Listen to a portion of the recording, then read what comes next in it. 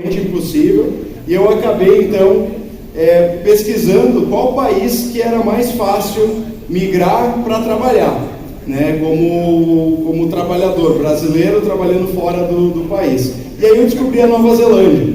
A Nova Zelândia é uma ilhazinha lá do lado da Austrália.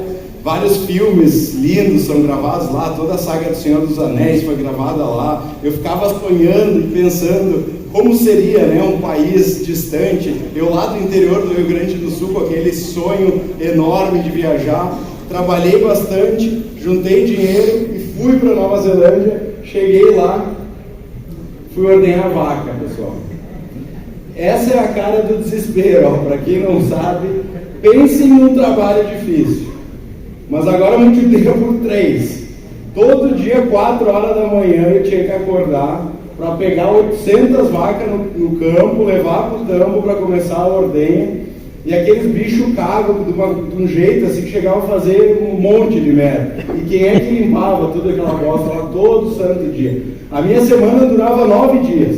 Eu trabalhava 9 dias direto para conseguir folgar 2. E foi assim que eu comecei a minha trajetória. A minha carteira de trabalho lá na neozelandesa era até bonita, assim, de ler. Estava escrito assim, em inglês, né? Assistant Herd Manager, que em português significa cocô do cavalo do bandido. Porque nem para peão eu servia, eu era tipo assistente de peão. Porque eu não sabia falar uma palavra em inglês, era imigrante lá, sem experiência nenhuma, e tive que me virar lá, tive que conseguir aprender na marra o idioma. E eu entendi uma coisa: se eu conseguisse falar inglês e voltasse para o Brasil, eu ia ter muita oportunidade, né? Na época ainda era poucas pessoas que falam inglês, acho que até hoje é difícil a fluência. E aí eu juntei um dinheirinho lá trabalhando na fazenda e fui lá para a Austrália. Vocês escutaram a história do Neto, né? O Neto também passou lá na Austrália. Só que o Neto, a história dele, ele conta muito melhor que eu, né, pessoal? Eu tenho um dom maior. Mas essa é a minha história lá na Austrália, daí estudando, aprendendo inglês, consegui fazer o meu curso, meu primeiro diploma internacional. E aí eu voltei para o Brasil com esse diploma dentro da mochila, dito e feito. Já consegui um trabalho bom, consegui entrar na minha carreira de comércio internacional. E numa dada ocasião, lá em 2012, eu estava numa empresa que estava prestando serviço para uma empresa de calçado gigantesca, que vocês conhecem, a Grandene, tem sede aqui no Ceará também, mas a matriz deles é lá em Farroupilha, lá perto da minha terra. E aí, na ocasião, tinha que ir para a China. Eles estavam desenvolvendo maquinários lá na China e a nossa empresa estava atendendo eles. E então o meu chefe, por dada coincidência, não ia conseguir acompanhar a equipe da Grandene, e a única pessoa que falava inglês fluente lá do time era eu. E aí eu fui sorteado então para acompanhar a equipe da Grandene e fui parar lá na China em 2012. Chegando lá, o pessoal da Grandene: Radamés, a gente, além das marcas, a gente quer ver sobre energia solar, que é um negócio que está começando muito forte e tal. Imaginem, em 2012 ninguém sabia de energia solar, não era uma coisa totalmente desconhecida. E eu fiquei pensando: poxa, energia solar, por que eles querem esquentar água, né? Porque na época era aqueles tubos a vácuo que esquentava a água e tal. Lá no Ceará, um calorão desgraçado, para que eles vão precisar de água quente lá? E aí eu acabei descobrindo então o mundo do mercado fotovoltaico, visitei várias empresas com eles lá na China e na ocasião a gente fez a importação de um projeto que está instalado até hoje ali na fábrica deles, é um dos projetos mais antigos do Brasil. Posso dizer então que fui um dos pioneiros aí a fazer a importação de energia solar para o Brasil e consegui então pegar todo esse meu know-how e conhecimento, dei um peitaço, né, como a gente fala lá no Sul, e resolvi então abrir a minha empresa. A Afiance é uma assessoria de comércio internacional completa, ou seja, a gente faz tudo para o nosso cliente, desde a pesquisa de fornecedores lá no exterior, toda a parte de documentação, a gente contrata o navio, desembaraça a carga no porto, a gente consegue entregar então a solução completa para as empresas que desejam importar. Com esse know-how do fotovoltaico, a gente se destacou muito lá no nosso estado, nos tornamos a maior assessoria gaúcha, temos mais de 300 mega de importação realizados só lá no estado do Rio Grande do Sul, e agora, junto do Fábio, do Solar Z, a gente tem aberto aí portas, eu diria, a nível nacional, e já com clientes aqui no Ceará também, depois eu vou mostrar para vocês. Aqui tem alguns deles. Os nossos clientes, as características são grandes integradores ou distribuidores de pequeno e médio porte. Não atendemos somente o mercado fotovoltaico, nós temos uma gama gigante de clientes de vários segmentos, porém no fotovoltaico a gente realmente conseguiu se especializar. Aqui parte do nosso time, lá em Caxias do Sul, são mais de 30 pessoas lá hoje. Lá na China também nós temos o escritório desde 2014 lá. Tem 4 colegas chineses lá que trabalham lá, que fazem as vistorias nas fábricas, que acompanham tudo aquilo que os nossos clientes estão comprando junto dos fabricantes chineses. Além disso, nós temos um programa que é o ACE, que é o Afiance China Experience, que é um programa que a gente leva os empresários para conhecer a China, conhecer fábricas, visitar feiras, ter uma experiência de networking muito grande. Aqui está um exemplo nosso com um grupo lá no Alibaba, que é uma das maiores empresas chinesas, acompanhadas por nós. Aqui eu lá na entrada da SNEC.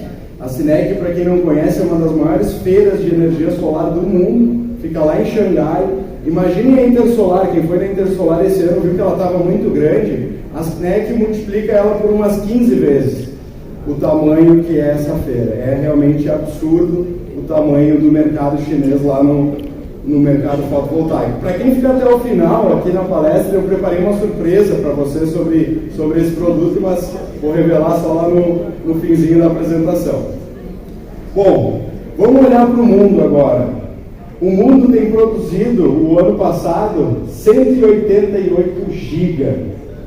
É uma produção realmente muito grande, isso a gente olhando só para a parte de módulos, e essa produção basicamente é chinesa. Temos aí mais de 70% da produção centralizada dentro da China, então a China realmente é a grande referência, e mesmo os outros países, se vocês olharem aqui, alguns países são fabricantes chineses que vão para esses países para conseguir ter alguma estratégia comercial. A gente tem um exemplo grande aqui no Brasil, que é a BYD. A BYD tem fábrica no Brasil, é uma empresa chinesa. Então, esses 72 saem da China, mas tem muitas outras fábricas chinesas espalhadas pelo mundo. Além disso, eles também são uma nação que mais instala. Olhem para esse número, pessoal, eles chegaram em 272 GB no ano passado. É quase 20 vezes o nosso mercado.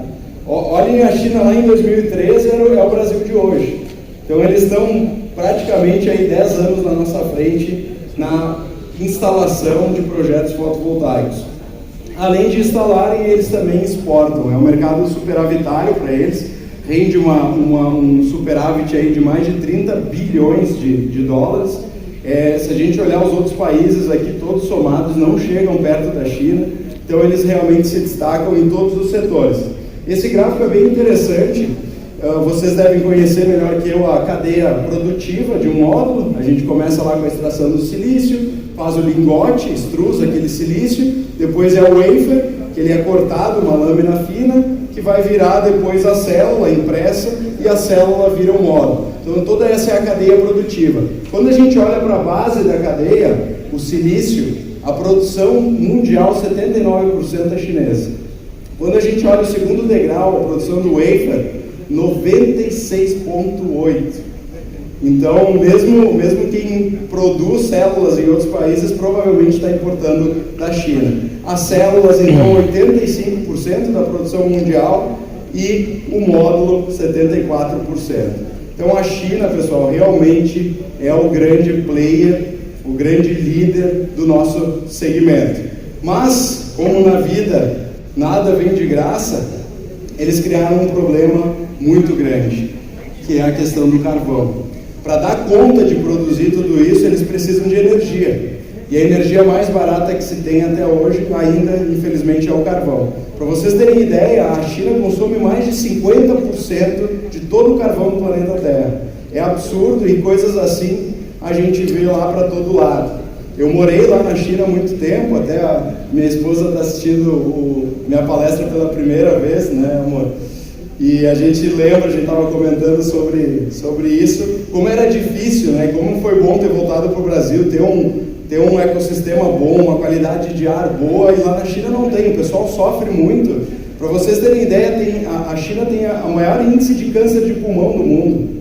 É realmente terrível. Se você nasceu lá, a maior probabilidade de morrer de câncer é sendo chinês hoje no mundo. Só que eles realmente querem resolver essa situação e eles se comprometeram, então, até 2060, zerar a emissão de CO2 de toda a indústria chinesa. E quando eu penso isso, parece uma missão muito audaciosa, mas pela experiência que eu tenho com o povo chinês, com a nação chinesa, eu tenho certeza que eles vão conseguir. Eu posso assinar embaixo aí que até 2060 eles vão conseguir. Porque a China e o povo chinês, eles têm uma cultura de longo prazo. Eles pensam muito na frente. Imaginem, antes de Jesus Cristo já falava-se mandarim. Já existia a nação chinesa, já existia o povo chinês lá há milhares e milhares de anos. Então eles têm uma tradição cultural de realmente se planejar e seguir uma linha, uma direção para chegar no objetivo. E eu tive uma experiência bem bacana quando eu estava lá com o pessoal da Grandene. Na época eles optaram por comprar os módulos da HT. Até um dos patrocinadores aqui do Fábio também, da SolarZ, é uma empresa de módulos chinesa que ela é a única empresa Tier 1 que é 100% estatal. Então é como se fosse a Petrobras produtora de painéis chinesa. É um monstro lá estatal, comandado pelo governo chinês. E eu tive o prazer de conhecer o presidente da HT. Pensa num chinês velho, assim, 200 anos no mínimo, você até a sobrancelha dele era branca, sabe? Porque para chinês ficar velho, ele é velho mesmo. E aí eu falando com aquele chinesão lá, o presidente, o cara, o dono da empresa toda lá, ele falou um negócio assim que me marcou. Há 10 anos atrás eu escutei isso. Radamés, a China perdeu a Revolução Industrial. E realmente, a China não era nada na Revolução Industrial, era uma nação paupérrima. O Brasil era muito mais rico que a China até os anos 80.